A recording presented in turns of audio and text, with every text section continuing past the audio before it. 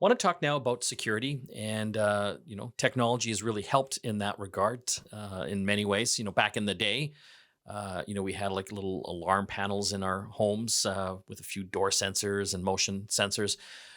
Now we have all kinds of cameras happening in our homes. Everything from video doorbells to inside outside cameras. They become so inexpensive and so easy to set up. We're just seeing them in so many houses and apartments now. But is there a privacy issue? This past week, CBC had a story about the mayor of Windsor, Ontario, basically saying that he would perhaps want to partner with Amazon and their division Ring that make the Ring video doorbells to help with, monitoring or surveillance. We have a really great guest on the line with us to get a counter viewpoint to that. Her name is Kristen Thomason. She is University of Windsor law professor and privacy expert. Thanks for joining us, Kristen. Hi, thanks for having me on. So, Kristen, I have to come out and say right off the bat, I have a Ring video doorbell and I've got the Ring cameras around my house, and I freaking love it because I get my car broken into a lot over the past few years. I mean, right in my driveway, and now I can actually get alerted, and I even have video footage of that I can show police so that perhaps they might do something. But from what I understand, you might be concerned about kind of expanding the sharing of this video and this information. Exactly. I understand the convenience benefits that are associated with a Ring camera or other kinds of home surveillance devices as well, like ones that are just home operated, not affiliated with a large company. And so it's understandable that those ideas are sort of pushing forward this conversation on whether or not to expand Ring partnerships into cities in Canada, including Windsor. My concerns, well, I've got a few concerns, but some of them relate to how the Ring camera, and especially through these partnerships with police departments, is able to avoid some of the legal framework that we have in place to protect privacy right now. And then also the bigger concern with the establishment of a stronger surveillance infrastructure. What I mean by that is just more public surveillance, and in this case, public surveillance that's not just operated by the police or by private individuals, but is both of those plus a large corporation in the United States that has other reasons for collecting that information and data as well. So, just to add some more context to this, and we've talked about this on the program, Ring down in the US, they have a neighbors app that you can hmm basically download and subscribe to. They've made partnerships, I believe, with about 400 law enforcement agencies down there. But this app basically allows you, if you've got the Ring system in your home, to share videos with other Ring members in your community, and I guess law enforcement would even have access to that. That's right. And law enforcement are able to make requests to individuals who use the Ring camera to ask for video footage, or at a given time, or from a given day, to be passed along to them, and that's made easier to do using the Ring, or sorry, using the Neighbors app. So, like Mike, I also have a Ring video doorbell, and I don't. We're spying on all of our neighbors. Right. Well, I mean, I don't have a problem with that because I live in a townhouse complex, and we have cars that get broken into all the time, and a few of us have Ring doorbells. Unfortunately, I don't. I have yet to actually catch anybody trying to get into my car, but maybe because they see the Ring video doorbell, they just keep going down the road. But to I really struggle with the giving up the privacy aspect versus the benefits of having this protection there. And you see people sometimes even have those fake cameras just as a deterrent, right? And um, if it's not pointing into your house or into your bathroom or somewhere like that, I don't really have a problem with it on my street. But then I'm also not on the other side of my camera, on the other side of the Right. complex. So I get it, but I kind of don't. So that you've raised a couple of really important points there.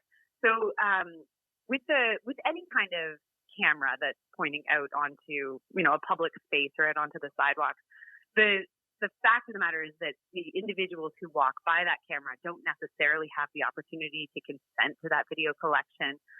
or to consent to the ways in which that information is used. Now, if you're running, your own personal home surveillance system, and I'd encourage anyone who is to look at research on whether and how effective that is as well at actually deterring crime. But the reality with that is that it's kept in sort of a limited, stored setting. But the Ring camera is collecting that information, and it is very much advertised and promoted as the homeowner has control over the information collected by the camera, and it's your decision whether or not to share that information in some way or not. But the reality is it's also being collected by Amazon and is being used for or could be used for other reasons as well, including, and this has been revealed through leaked documents as well as, public statements, but including potentially facilitating the development of facial recognition software and other kinds of surveillance techniques or technologies. And then you layer into that as well that it makes it easier for law enforcement to collect the video footage. And it's one thing if you have your own camera and something's happened and you provide footage to police officers.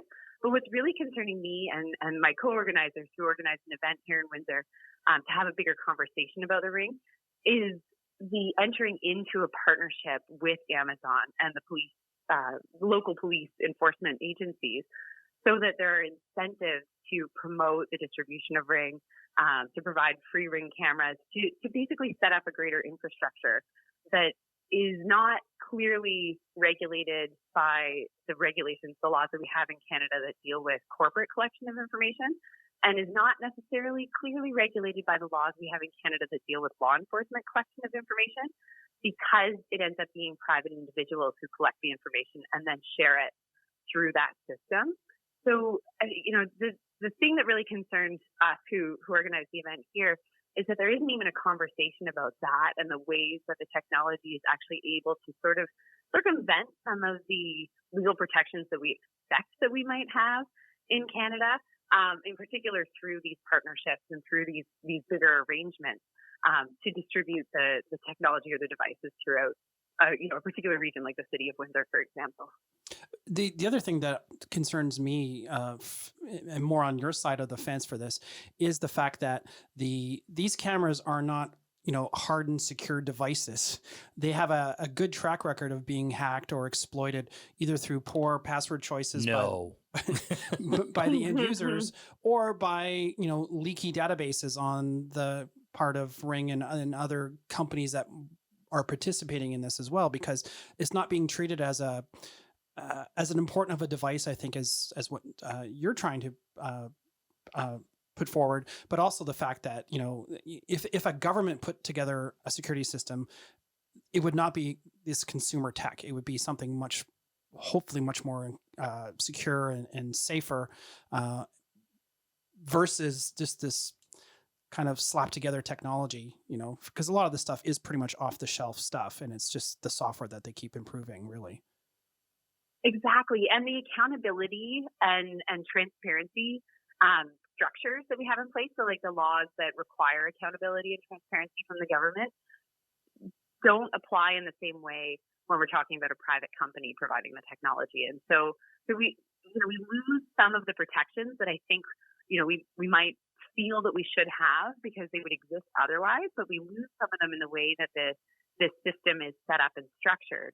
Or at least we may lose them. There's a risk that we're going to lose them. And it's really important to have that conversation before agreeing to the implementation of sort of the widespread installation of this surveillance technology in particular. But like you said, there have been a bunch of instances of hacking of Ring cameras. There was a really sort of sensational example not long ago where somebody had the indoor Ring system as well, and had a video camera in their child's room, and a hacker hacked into it and started having a conversation with the child and telling this young girl that he was Santa Claus. So there's some really, sensational and terrifying examples of that. But also there was recently an investigative report showing that Amazon had been passing on the information collected by Ring cameras to other entities. So that could be, other commercial entities that want to sell you stuff and they can see which way you're walking, and so they can target an advertisement to you, or it could be used for all kinds of other sort of, commercial incentive-driven surveillance and observation of your routines and your habits and what you like to do and where you go. So there are definitely privacy concerns for the people behind the camera. And then, like we talked about earlier, there are privacy concerns for the people who are being caught by the camera who don't have the opportunity to opt into being filmed in that way and the ways in which that footage might be used. We're talking with Kristen Thomason. She is a University of Windsor law professor and privacy expert, all about the Ring video cameras. And that's just one brand. There's literally dozens out there. But why we're talking about this is that the city of Windsor is potentially looking at a partnership with Ring to roll out more of a surveillance system with homeowners, Ring video doorbells and Ring cameras. Is there anything we can do to get this conversation going? Obviously, you're one voice, but you probably need more voices. Yeah, I mean, I think things like this conversation are really important. Just getting the word out there that this is happening and that there are more concerns around the adoption of the Ring camera than it might seem just on its face. Like, oh, it's just it's a fancy doorbell. But then when we start to dig into some of the legal considerations and the social considerations around that, we can start to see how it's so much more than that. And having that conversation before any municipality in Canada agrees to enter into the Ring partnership, I think is absolutely crucial. I've been really encouraged to see what a great conversation we've really started having here in Windsor. And, following from things like the CBC News article and a public conversation that me and some co-organizers hosted last week. And so I think continuing that discussion is absolutely crucial. Well, I want to thank you for joining us today, Kristen.